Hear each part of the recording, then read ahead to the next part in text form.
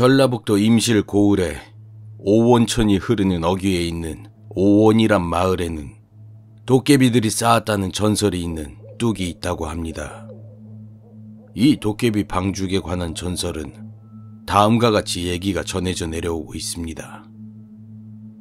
조선조 임실 고을에 좌수를 하던 마시성을 가진 관리가 있었는데 그가 아직 신분이 그리 높지 못하였을 때 일이라고 합니다. 어느 날 그가 저녁에 들에 나가서 개울에서 물고기를 잡고 있었는데 5알의 둥근 돌을 줍게 되었다고 합니다. 그는 돌이 예뻐서 집으로 가져왔는데 밤이 되자 돌이 영롱하게 빛이 나기 시작했다고 합니다. 그는 보통 물건이 아니라 생각하고는 이 구슬을 괴짝 안에 넣어 잘 보관해 놓았습니다.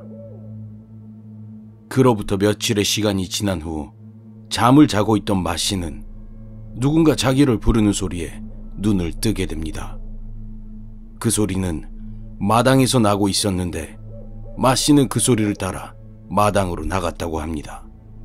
마씨가 마당으로 가자 그가 본 것은 산 사람이 아닌 도깨비들이었다고 합니다. 마씨는 순간 겁이 났으나 사대부의 체면을 지키기 위해 헛기침을 하면서 웬 놈들이냐? 라고 그들에게 소리를 쳤다고 합니다. 그러자 도깨비들 중 하나가 나서더니 애걸복걸하며 말을 했다고 합니다. 저희가 귀양부를 잃었는데 어른께서 그것을 갖고 계시니 원컨대 빨리 이를 돌려주소서. 라고 말이 끝나자마자 여러 도깨비들이 다가와 저마다 빌며 사정을 했다고 합니다. 영문을 모르는 마씨는 아니 귀양부라니 그게 도대체 무엇이냐? 라고 되물었다고 합니다. 그러자 한 귀신이 어르신께서 며칠 전에 얻으신 기이한 돌이 바로 귀양부이옵니다. 이같이 말하면서 내어주기를 간청했으나 마씨는 순간 그 구슬이 아까워서 선뜻 내어주기가 싫어 거절할 궁리를 했다고 합니다. 그러자 다급해진 도깨비들이 흥정을 붙였습니다. 어른께서 만일 원하시는 게 있으면 어떤 것이든 받들 것이니 제발 귀양부만은 되돌려 주십시오. 순간 마씨는 매번 장마가 오면 마을에 오온천이 범람하여 마을 사람들이 고생하는 걸 알고 이들에게 제안 하나를 합니다. 너희가 만일 하룻밤새 오온천에 돌로 만든 뚝을 쌓으면 내가 귀양부인지 뭔지를 돌려주마.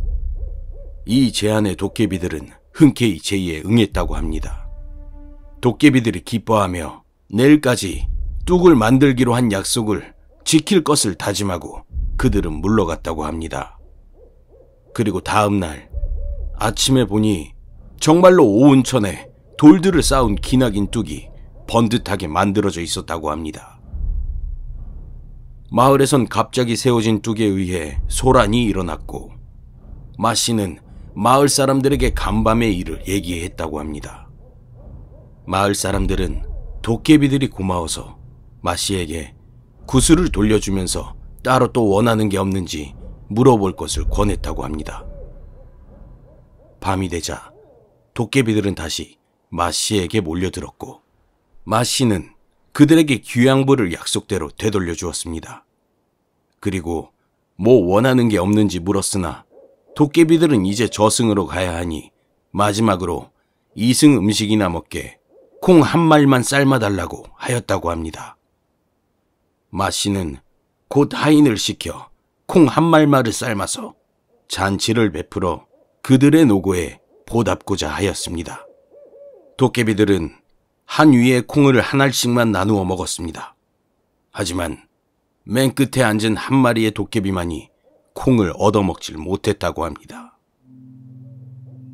도깨비의 수에 비해 한 알이 꼭 모자랐던 것입니다.